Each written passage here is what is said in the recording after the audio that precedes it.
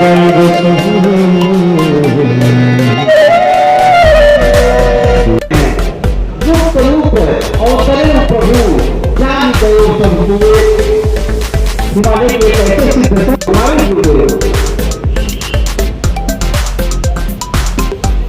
संकल्प 21,000 देसी गायों की सेवा हो रही है। गंगा की तरफ से आज रामलीला संगीत राम कथा का मंचन होने जा रहा है। क्या कहेंगे राम कथा के चरित्र के बारे में और राम के बारे में? राम कथा हर गली गली कॉलोनी कॉलोनी में हो, जितनी हो उतना आवश्यक है। इस विश्व का ऐसा कौन है जो राम को नहीं मानता है? सभी राम को किसी न किसी रूप में मानते हैं। कोई कहता है मेरा बेटा राम के जैसा हो, मेरा भाई राम के जैसा हो, मेरा मित्र राम के जैसा हो और मेरा राजा राम के जैसा हो। सब राम के गुण तो सभी चाहते हैं। तो राम के गुण यदि सब में आए तो फिर सब चरित्रवान बनेंगे, संस्कारवान बनेंगे, विश्व में शांति होगी। इसलिए राम कथा का आयोजन होते रहना चाहिए और इसी उद्देश्य से राम कथा का आयोजन हो रहा है। देश में आज तो देखा गया है कहीं ना कहीं जो हमारी संस्कृति है वो समाप्त होते जा रही है, क्योंकि आज का जो परिवार है कहीं ना कहीं बिल्कुल भी बंद हो चुके हैं। जो ज्ञान हमारी परंपरा वो नहीं आगे आ रही है, उसको लेकर आप क्या है? उसी के लिए हम सभी प्रयासरत हैं। केवल कथा के माध्यम से एक कोई नहीं कहूँगा कि आयुर्वेद ही ये सबको करना चाहिए या एलोपैथी सबको करना चाहिए। हमारा आयुर्वेद जड़ से बीमारियों को ठीक करता है, लेकिन आजकल अव्यवस्थित जीवन के कारण से, जैसा कि पहले जीवन नहीं रहा है हमारा ऐसा अव्यवस्थित। हमारे वैदिक परंपरा में सबको उठने का, सोने का, बैठने, क्या खाना है क्या नहीं खाना है, कब उठना है, ये सब कुछ निर्धारित था और सब उसके अनुसार जीवन जीते थे, इसलिए इतनी बीमारियां नहीं थी।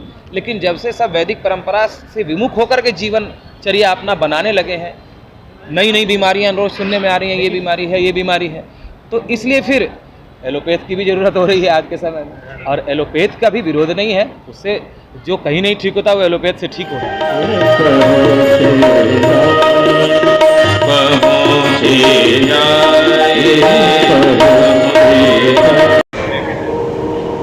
सीता जी और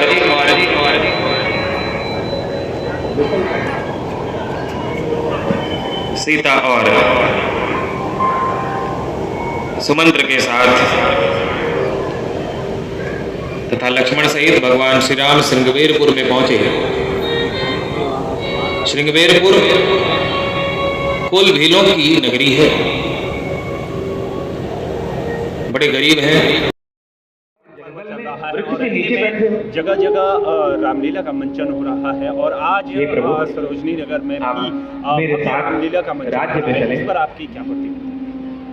वहाँ मैं आपका आतिथ्य करूँ। श्री दशहरा समिति आज रात्रि विश्राम आप जो पिछले 60 वर्षों से यहीं पर रामलीला का आयोजन करती थी, उसी उपलक्ष्य में मेरा तो एक इस बार दशहरा समिति द्वारा श्री राम कथा का आयोजन कर दिया गया है, जिसको बहुत ही विद्वान सनातन रत्न भागवताचार्य स्वामी प्रेमानंद जी महाराज द्वारा किया जाता है और एक क्षेत्र को राममय बनाने का ये प्रयास है। लोगों के अंदर ये नवरात्रि के अवसर पर, ये रामलीला के अवसर पर एक धर्म की भावना बढ़ती है और उस भावना के अंदर उनको समाहित करने का काम किया गया है। यहाँ पर राम कथा का आयोजन भी हो रहा है, यहाँ संस्कार भी आयोजन हो रहा है और साथ ही साथ प्रतिदिन यहाँ भंडारा भी होता है और जो आगंतुक हैं उनके लिए भी विशेष व्यवस्था की गई है। बहुत अच्छा एक माहौल इस इलाके में है और बहुत लोगों को अच्छा लग रहा है। एक अंदर से ऊर्जा आती है नवरात्रि के अवसर पर। प्रभु राम जी के चरित्र, उनके जीवन को अपने अंदर लाने के लिए लोग कोशिश कर रहे हैं इस राम कथा को सुनकर। धातु के बर्तनों का प्रयोग नहीं करते, के माध्यम से ललिता सुंदरकांड का पाठ और माता की चौकी का आयोजन क्षेत्र में ये इस समय ऐसा माहौल है, नवरात्रि का पूरा वातावरण दिल्ली का धर्म में बनता है, तो उसमें जो जनता की भागीदारी, लोगों की भागीदारी, दिल्ली एक देश का दर्पण है।